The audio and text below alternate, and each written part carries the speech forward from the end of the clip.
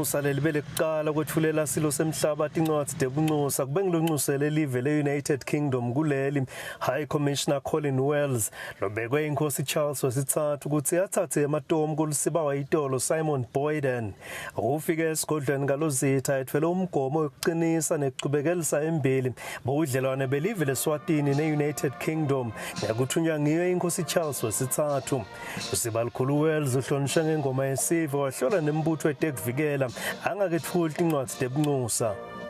sekethula incwadi takhe debunxusa aqinisa nesisekelo sebudlelwane balamave lamabili lesebuthethe iminyaka lengama-57 lo siba likhulu Wells uba letingoni letintsatfu futhi awugcila kito letfaka ekhathi kusebenzisana nelivele eSwatini kukhuthatha kuthula kumave emhlaba uthite umhlaba udzinga abaholi labanenshisekelo yekuthula njengaso silo semhlaba kuletha kuthula kumave.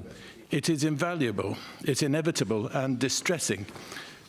that the most vulnerable suffer the most and need leaders like yourself, Your Majesty,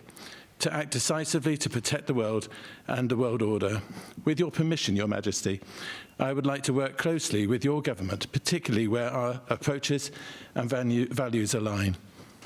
And thirdly, silo semhlaba siphefumule ngekubaluleka kokuthi ilive leSwatini lisebenzisane nemave lathuthukile kufaka ekhathi i-United Kingdom kufeza imigomo yalo yentuthuko silo sithi kukhulumisana kulikhambi lelingabuyisa kuthula kumave lakhungathwe phithiphithi. Why here